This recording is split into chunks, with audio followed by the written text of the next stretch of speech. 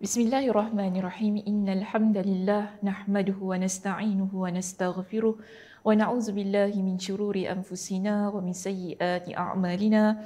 May yahdihillahu fala mudhillalah wa may yudlilhu fala hadiyalah. Wa asyhadu an la ilaha illallah wahdahu la syarikalah wa asyhadu anna Muhammadan 'abduhu wa rasuluh. Amma ba'd. Rabbi shrah li sadri wa yassir li amri wahlul 'uqdatam min lisani yafqahu qawli. Rabbi zidni ilma warzuqni fahma. Allahumma inna nas'aluka ilman nafi'a wa rizqan tayyiba wa amalan mutaqabbala. Assalamualaikum warahmatullahi wabarakatuh. Apa khabar sidang penonton yang dirahmati Allah Subhanahu wa taala? Mudah-mudahan semuanya berada dalam keadaan yang sihat sejahtera hendaknya dan dirahmati Allah Subhanahu wa taala sentiasa. Terima kasih kerana sentiasa setia bersama dengan kami bagi program e-hadis anjuran Pergas yang disiarkan daripada Paradise at Pergas.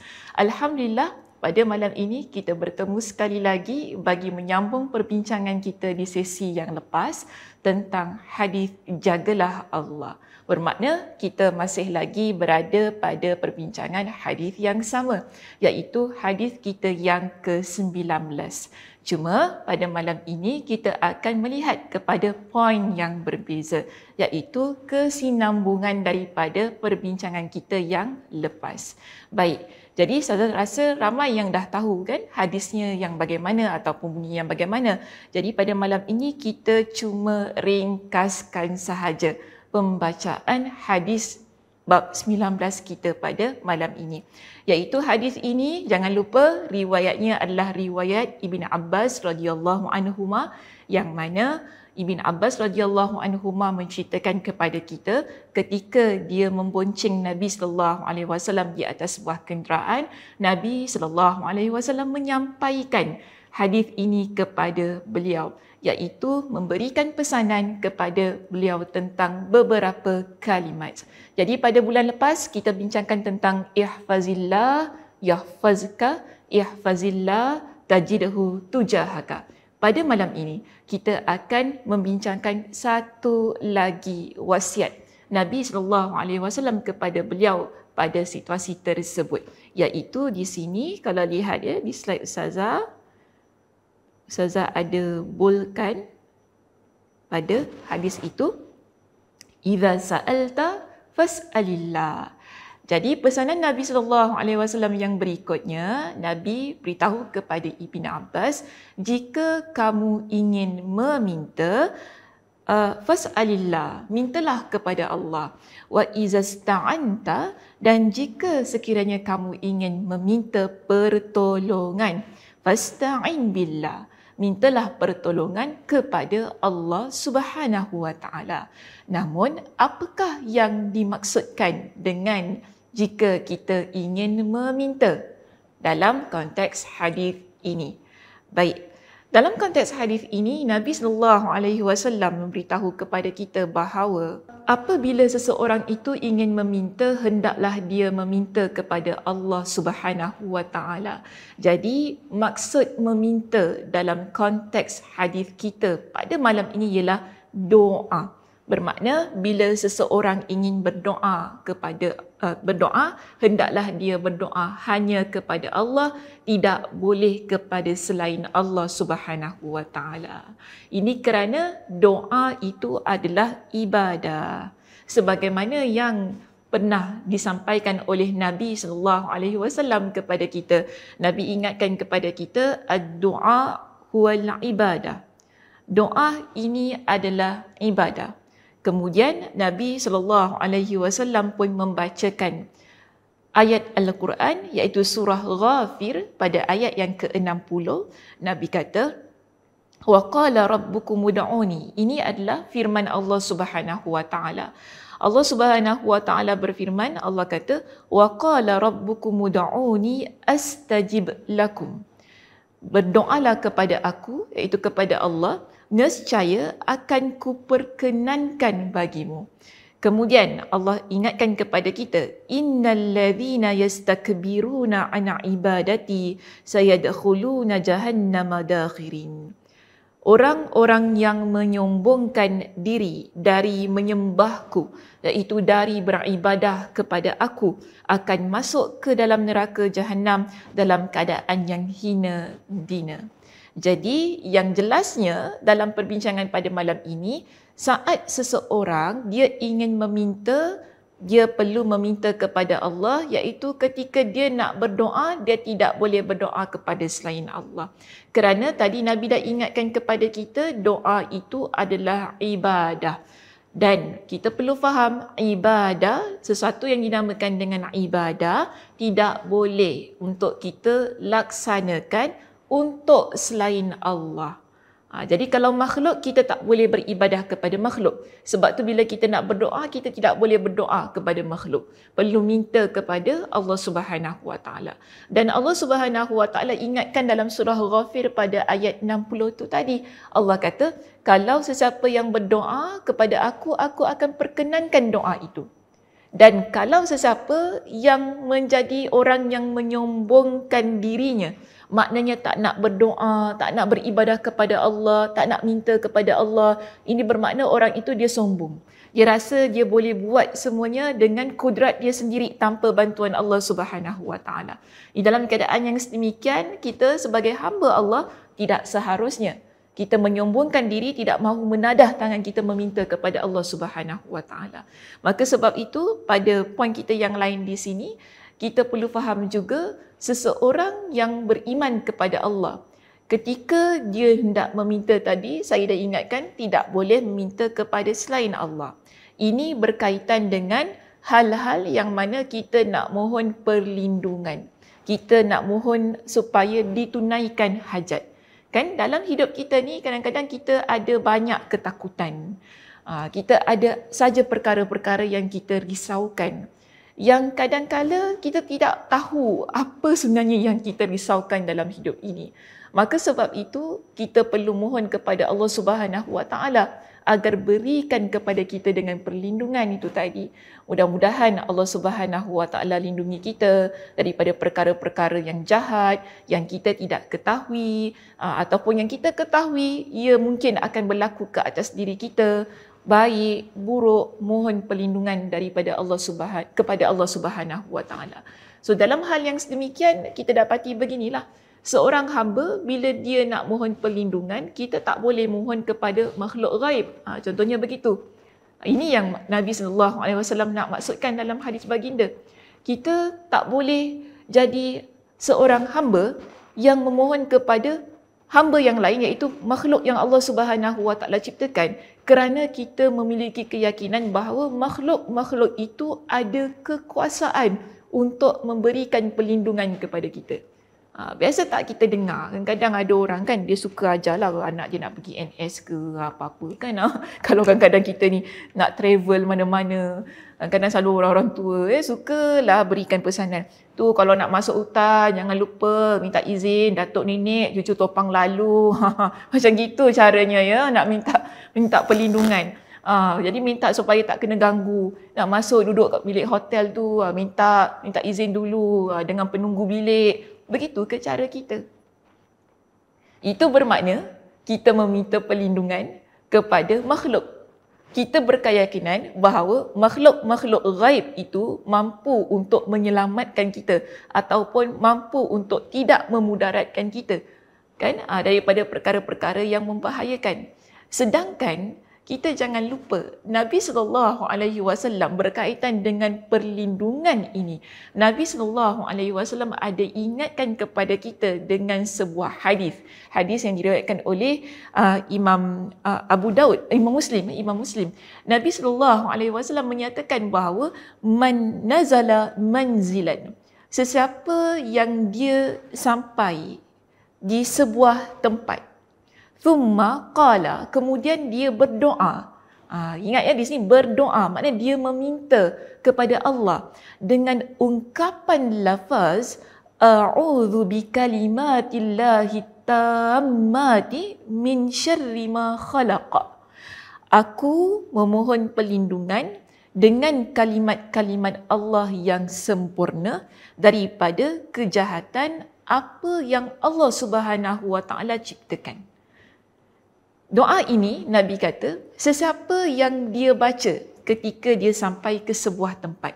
Mungkin kalau kita nak apply pada konteks kita, mungkinlah kita tiba-tiba kita lalu dekat tempat yang kita rasa keras gitu kan, contoh gitu. Ataupun mungkin kita lalu ataupun kita masuk ke dalam bilik ni kita rasa macam rasa tak sedap ya gitu kan. Kadang-kadang kita ni banyak sangat rasa padahal tak ada apa-apa pun, tapi tak jadi masalah lah ya. Kalau kita nak berdoa kepada Allah, mohon perlindungan kepada Allah agar kita ni terpelihara daripada makhluk-makhluk yang mungkin ingin menakut-nakutkan kita, makhluk yang ingin memudaratkan kita, begitu keadaannya. Jadi Nabi kata sesiapa yang dia baca doa itu tadi, orang ini lam yadurrahu syai', tidak akan memudaratkan bagi dirinya sesuatu apapun, hatta yartahila min manzilihi dhalik, sehingga dia beredar daripada tempat tersebut. Jadi ini pesan Nabi SAW kepada kita. Dengan kata lain, apabila seseorang itu dia ingin meminta perlindungan, dia perlu minta pada siapa? Allah Subhanahu Wa Taala. Bila kita rasa tak sedap hati, kita rasa takut, kita rasa risau, mungkin kita rasa ada gangguan lah contohnya, kan begitu. Kita perlu minta kepada siapa? Allah Subhanahu Wa Taala. Kita tidak boleh contoh berjumpa dengan orang yang kita rasa ada bijak pandai yang boleh berikan kepada kita perlindungan. Ini yang kadang-kadang ni kita dah minta pertolongan kepada jin, kepada syaitan, kepada bomoh, contohnya lah kan. Dalam hal-hal yang begini, inilah yang Nabi SAW ingatkan. Kalau nak minta apa-apa, minta kepada Allah, bukan kepada makhluk, bukan minta kepada bomoh, bukan minta kepada jin syaitan supaya memberikan perlindungan kepada kita. Kerana apa? Kalau kita meminta permohonan ini supaya ditunaikan hajat, kadang-kadang dia bukan hanya tentang perlindungan saja ya, sidang penonton yang dirahmati Allah. Kadang-kadang ia berkaitan dengan kita minta supaya ditunaikan hajat. Kan? Kita minta supaya dapat zuriat, contoh gitu kan. Kita minta jodoh. Kenapa jodoh tak sampai-sampai ya gitu keadaannya. Jadi macam kita pun minta lah kan dengan jin, dengan syaitan, dengan bomoh, dengan orang-orang yang kita rasa ada ilmu, kekuatan di situ untuk memberikan kepada kita dengan hal yang kita inginkan, yang kita tak dapat-dapat. Di mana letaknya keyakinan kita kepada Allah Subhanahu Wa Taala? Di mana letaknya keimanan kita pada takdir Allah Subhanahu Wa Taala?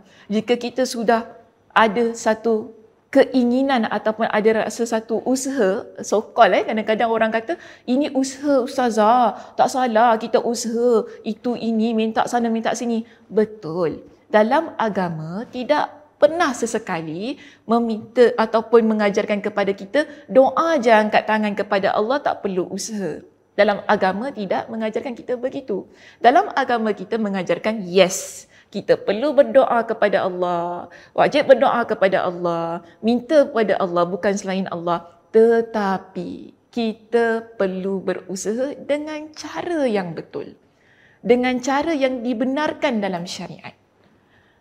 Barulah Allah Subhanahu Wa Taala akan menunaikan permintaan kita. Tetapi bayangkan kalau kita dah mula minta kepada selain Allah agar berikan perlindungan itu tadi, agar berikan kepada kita dengan hajat kan, agar tunaikan hajat itu tadi, maka di sini di mana letaknya juga pada perbincangan kita yang lepas tentang nak menjaga Allah Subhanahu Wa Taala itu dengan melaksanakan perintah Allah, meninggalkan larangan Allah dan menjaga batas-batas Allah. Kerana Allah larang kita untuk meminta kepada selain Allah. Lantaran apa? Bila seseorang itu dia memohon kepada selain Allah, di sini kita ada 3 perkara yang menyebabkan hal itu tidak dibenarkan. Pertama, kita ada unsur seruan. Kerana doa ini ialah kita menyeru kepada Allah Subhanahu Wa Taala. Tetapi kalau kita mohon kepada selain Allah, bermakna kita menyeru kepada makhluk-makhluk ghaib ini agar datang memberikan bantuan.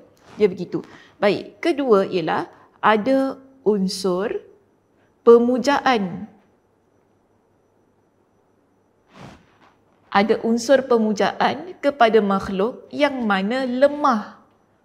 Kerana dalam keimanan kita ataupun dalam akidah kita, yang kita yakini ialah Allah Subhanahu Wa Taala Maha segala-galanya. Allah Subhanahu Wa Taala yang mampu untuk memberikan mudarat dan juga memberikan manfaat kepada makhluk. Tetapi makhluk yang ada di sekitar tidak mampu. Namun apabila kita memuja makhluk supaya makhluk itu berikan kepada kita apa yang kita inginkan, pemujaan ni biasanya kita ni akan puja, kita kata dialah hebat, dialah yang paling agung, dialah yang paling itu, dia paling ini. Ini yang menyebabkan syaitan suka. Itu yang kadang-kadang ada orang tanyalah pada ustazah, tapi ustazah kenapa jadi? Kenapa jadi orang tu dia gitu gini kan, tapi kenapa jadi? Sebab ada bantuan daripada syaitan itu tadi. Syaitan memang suka kalau kita memuja, kemudian kita mengagung-agungkan dia. Jangan lupa pada bulan lepas Ustazah ada ingatkan bahawa syaitan itu telah berjanji kepada Allah yang dia akan menyesatkan anak Adam, iaitu kita ni umat manusia, daripada jalan yang lurus sehingga kita akan masuk ke dalam neraka. Jadi bayangkan apabila kita mula memuja, mengagungkan jin dan syaitan, kita minta kepada jin dan syaitan, bermakna di situ kita ini dah mensyirikkan Allah Subhanahu Wa Taala. Mudah kerja dia. Kan? Mudah kerja dia. Sebab itu dia datang, dia memberikan bantuan. Itu yang kita kata jadi rupanya. Jadi rupanya benda tu. Dan di sini bila Allah Subhanahu Wa Taala larang kita, bahkan Nabi sallallahu alaihi wasallam memerintahkan kepada kita agar kita jadi orang yang minta hanya kepada Allah, kita perlu jaga baik-baik pesanan Nabi sallallahu alaihi wasallam itu. Okey, jadi di sini ada yang ketiga, iaitu unsur pengagungan.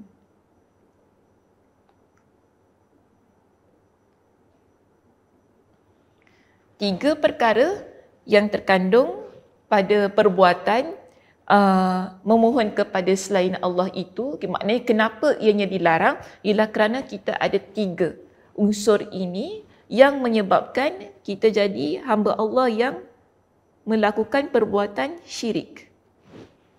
Syirik ini adalah perbuatan dosa besar. Dosa besar yang paling besar, Nabi kata.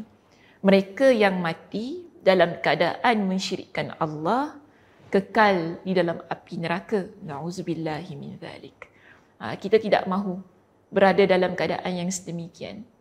Bulan lepas juga saya dah ingatkan, kita kalau boleh kita nak tutup usia kita ni dalam keadaan yang sebaik-baiknya. Husnul khatimah.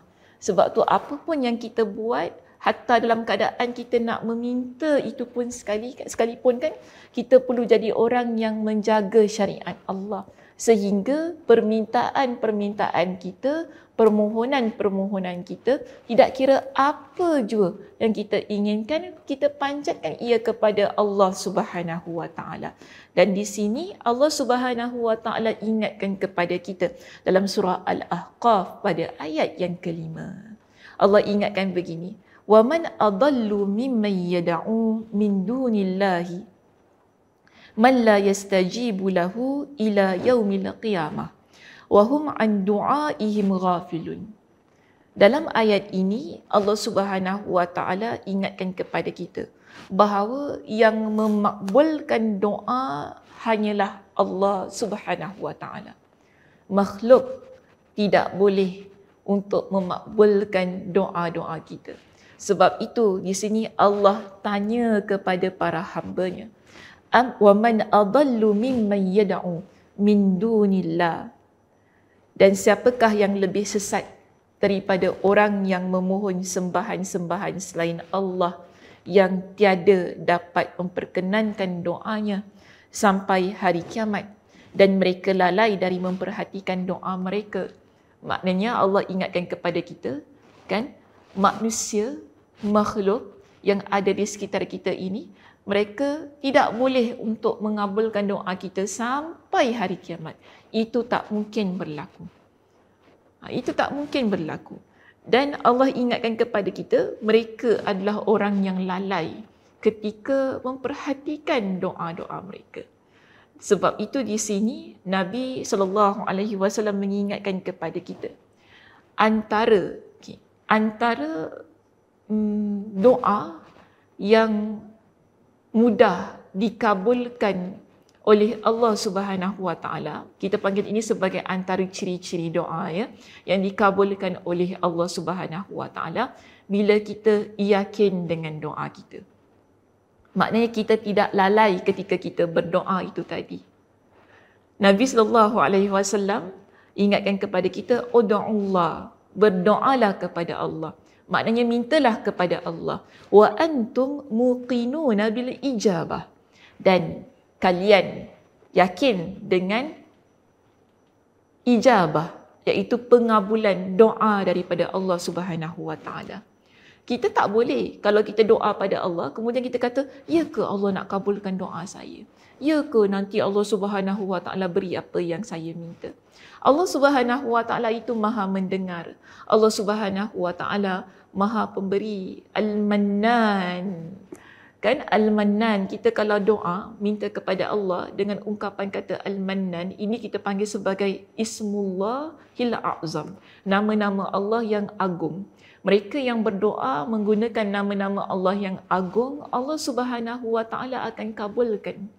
Dan ada satu hari seorang sahabat Nabi, dia berdoa, dia kata, Allahumma inni as'aluka bi anna lakal hamd la ilaha illa ant al-mannan badi'us samawati wal ard zul jalali wal ikram. Dia doa begitu. Nabi SAW bila mendengar doa itu, Nabi kata apa? Sesiapa yang berdoa dengannya, Allah Subhanahu Wa Taala akan kabulkan. Sesiapa yang meminta dengan doa itu, maka Allah Subhanahu Wa Taala akan beri apa yang dia minta.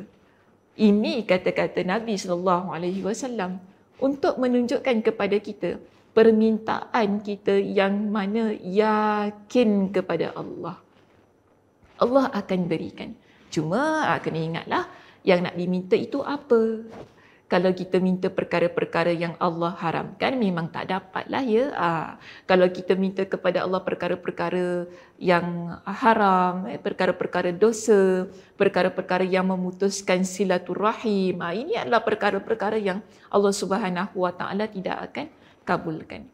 Cuma kadang-kadang ni lah ada orang kata, kenapa saya nak minta perkara baik pun Ustazah, tapi Allah Subhanahu Wa Taala tak kabulkan lagi. Itu urusan Allah. Allah Maha mengetahui apa yang Allah nak beri pada diri kita. Tugas kita ialah minta kepada Allah. Allah nak beri, Allah tak nak beri, itu adalah urusan Allah Subhanahu Wa Taala. Tetapi biasanya Allah beri. Cuma Allah Subhanahu Wa Taala kadang-kadang Allah tak beri sebagaimana yang kita minta, tetapi Allah ganti dengan sesuatu yang lebih baik untuk kita. Kerana Allah Subhanahu Wa Taala Maha mengetahui apa yang lebih baik ataupun yang terbaik untuk hamba-Nya. Dan jangan lupa, kerana Allah itu Maha Pencipta. Allah yang ciptakan kita. Mungkin bagi diri kita, kita rasa ini bagus untuk kita. Kita nak sangat perkara itu. Tapi Allah tak beri. Kerana Allah tahu, kalau diberikan kepada hamba-Ku ini, pasti ada saja perkara yang tak baik akan dilakukan dengan apa yang diberi, dengan nikmat yang ada pada diri dia. Sebab itu Allah Subhanahu Wa Taala ganti kepada kita dengan sesuatu yang lain. Cuba kita perhatikan dalam hidup kita ni kan. Kadang-kadang kita ada banyak ataupun kita ada minta satu perkara, tapi kita tunggu Allah tak beri pada diri kita. Namun kita jangan lupa, kalau Allah Subhanahu Wa Taala tak beri satu perkara yang kita minta, ada banyak lagi nikmat-nikmat lain yang Allah Subhanahu Wa Taala anugerahkan pada kita, bukan? Cuba lihat sekitar kita. Mungkin kita minta selama ini, kenapa Allah Subhanahu Wa Taala tak berikan kepada saya dengan zuriat? Contohnya lah Tapi cuba kita lihat. Mungkin kita ada pasangan yang baik, pasangan yang soleh. Alhamdulillah. Kita ada keluarga yang baik, ibu mertua, ayah mertua yang baik sekitar kita. Ekonomi kita baik, maknanya kita ada kewangan yang baik. Kan di situ kan? Allah berikan dengan nikmat-nikmat lain agar kita dapat menjalani kehidupan kita ini dengan sebaik-baiknya. Allah berikan kepada kita dengan kesihatan. Ini semua kemungkinan besar adalah ganti bagi apa yang Allah Subhanahu Wa Taala tidak beri. Tapi adakah kita perlu berhenti daripada meminta kepada Allah? Tidak. Selama mana kita nak satu perkara itu, kita minta dan terus minta.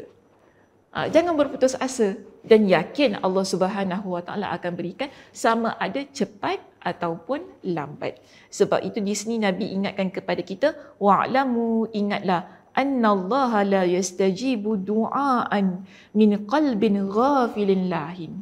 Sesungguhnya Allah Subhanahu Wa Taala tidak mengabulkan doa daripada hati yang lalai.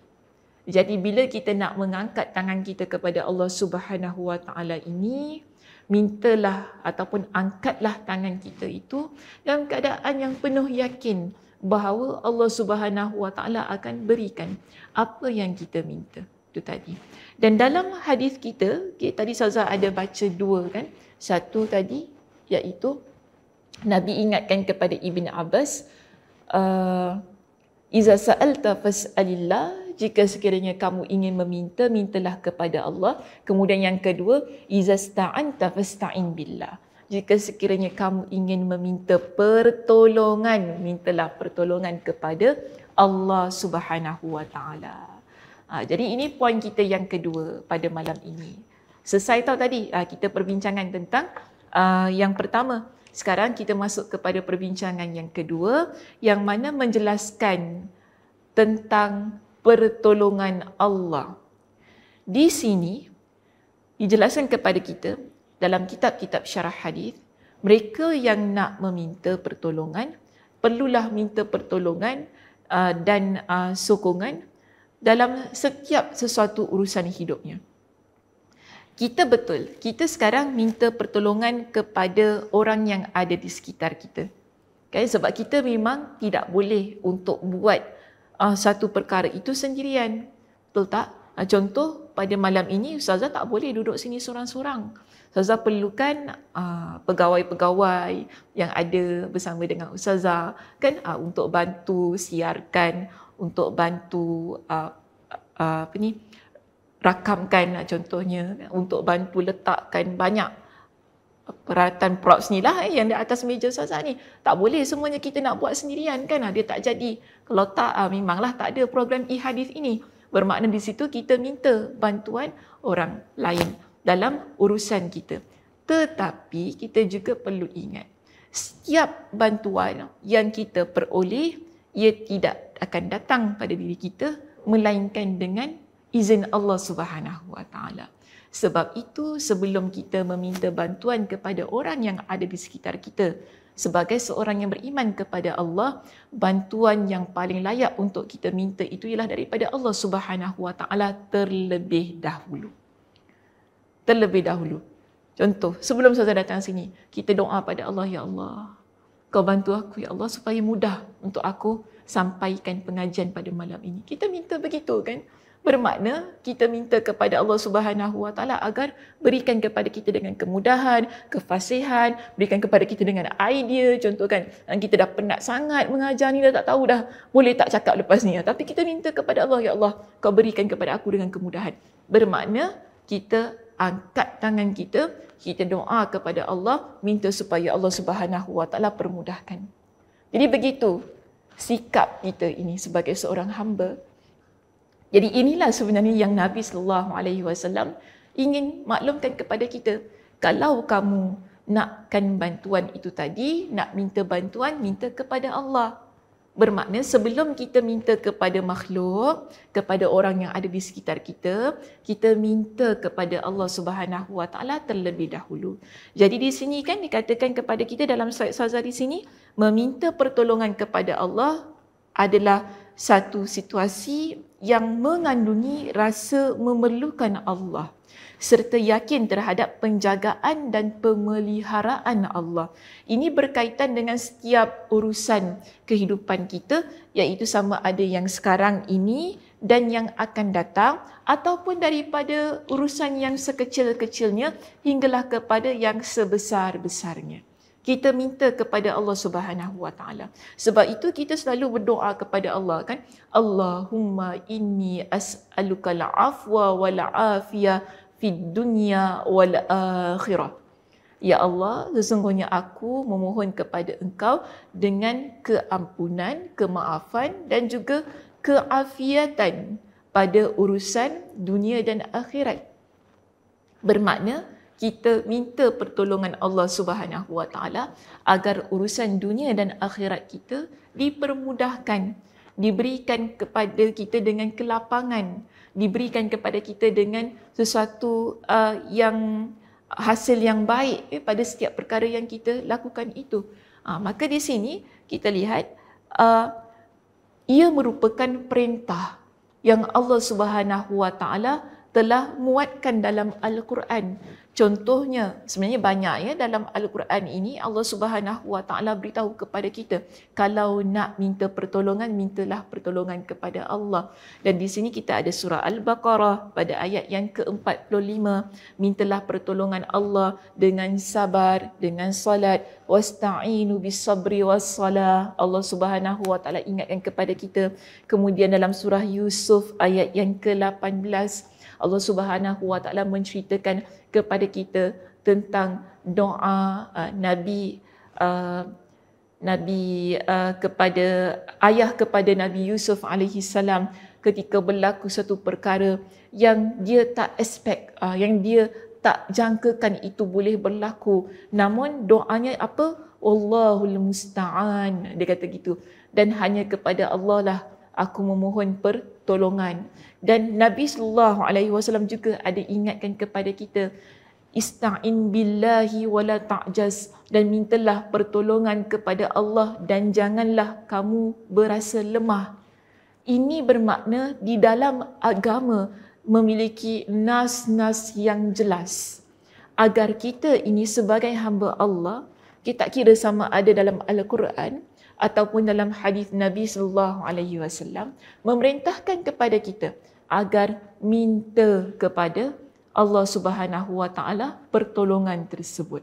Okey, dan di sini ada doa yang ingin Ustazah sampaikan juga sebelum kita menutup perbincangan pada malam ini. Nabi SAW ada berpesan kepada seorang sahabat yang bernama Muaz ibn Jabal. Jadi Muaz ibn Jabal radhiyallahu an, dia ceritakan kepada kita, ada pada satu hari Nabi SAW katakan begini kepada dia, ya Muaz, wahai Muaz, wallahi inni la uhibbuk, demi Allah sesungguhnya aku mencintai kamu. Kemudian Nabi SAW pun memberikan wasiat ini kepada Muaz ibn Jabal. Nabi kata, usika ya Muaz, wahai Muaz, aku memberikan wasiat kepada engkau. Apa wasiatnya? La tada'anna fi duburi kulli salatin. Janganlah engkau sesekali meninggalkan pada setiap kali selepas solat. Taqul, untuk engkau berdoa. Apa doanya? Allahumma a'inni ala zikrika wa syukrika wa husni ibadatik. Ya Allah, sesungguhnya ya Allah, aku memohon bantuanmu untuk berzikir. A'inni ala zikrika, ada 3 perkara yang kita minta bantuan Allah, yang bagi saya ini merupakan hal-hal yang berkaitan dengan segenap urusan kehidupan kita, dunia dan akhirat, yang kita minta kepada Allah, yang Nabi perintahkan kepada Muaz ibn Jabal agar setiap kali selepas solat baca doa ini. Jadi kita sebagai umat Nabi SAW juga perlu sentiasa mohon bantuan Allah itu tadi kan, maka kita perlu baca doa ini setiap kali selepas kita solat 5 waktu kita. Jadi Allahumma a'inni, ya Allah bantulah aku. A'inni, bantulah untuk apa? Ala zikrika, supaya aku ini dapat mengingati engkau, iaitu berzikir kepada engkau. Wa syukrika, dan juga bersyukur kepada engkau. Wa husni ibadatik, dan beribadah dengan sebaik-baiknya kepada engkau. Kerana kita perlu faham begini, sidang penonton yang dirahmati Allah. Apa pun yang kita buat, jika tanpa bantuan Allah, kita tak mampu untuk melaksanakannya. Sebab itu kita minta pertolongan Allah Subhanahu Wa Taala itu tadi. Kita ni, kalau Allah Subhanahu Wa Taala tak berikan kepada kita dengan kekuatan untuk beribadah, kita tak kuat tau sebenarnya. Sebab kadang-kadang kita ni rasa malas, kita rasa letih, kan? Kita rasa tak larat. Kita rasa macam tu. Tapi kenapa kita masih lagi mampu untuk gigihkan diri kita bangun solat, bangun untuk melaksanakan kewajipan-kewajipan itu tadi? Kerana Allah yang bantu kita. Allah yang beri kekuatan pada diri kita. Kalau tak, kita ikut je saja kepada bisikan syaitan tu. Dah tak payahlah penat kan, hari ni tak payah solat lah. Kita ikut je. Tapi Allah yang berikan bantuan itu pada diri kita. Sebab tu setiap hari kita minta kepada Allah. Ya Allah, kau berikanlah bantuan-Mu ya Allah. Supaya aku ni jadi hamba-Mu yang dapat berzikir kepada Engkau setiap hari, setiap masa, setiap saat. Supaya aku ni dapat menjadi hamba Engkau yang sentiasa bersyukur kepada Engkau pada urusan dunia aku dan juga pada urusan akhirat aku. Dan aku juga sentiasa akan jadi hamba Engkau yang dapat beribadah kepada Engkau dengan sebaik-baiknya. Maka sebab itu penting di sini kita minta kepada Allah. Minta kepada Allah dan juga minta pertolongan Allah Subhanahu Wa Taala. Okey, baik. Pengakhirannya di sini ialah pengajaran yang boleh kita simpulkan daripada perbincangan pada malam ini. Yang pertama, doa yang ingin kita panjatkan hanyalah layak kepada Allah Subhanahu Wa Taala. Dengan kata lain, setiap kali bila kita nak mintalah pertolongan kepada Allah Subhanahu Wa Taala. Okey? Yang kedua, Allah Subhanahu Wa Taala tidak menerima doa dari hati yang lalai. Sebab itu, setiap kali bila kita nak meminta kepada Allah, ingin memohon kepada Allah dengan apa jua permintaan itu tadi, mohonlah dengan penuh keyakinan bahawa Allah Subhanahu Wa Taala akan mengabulkan doa kita.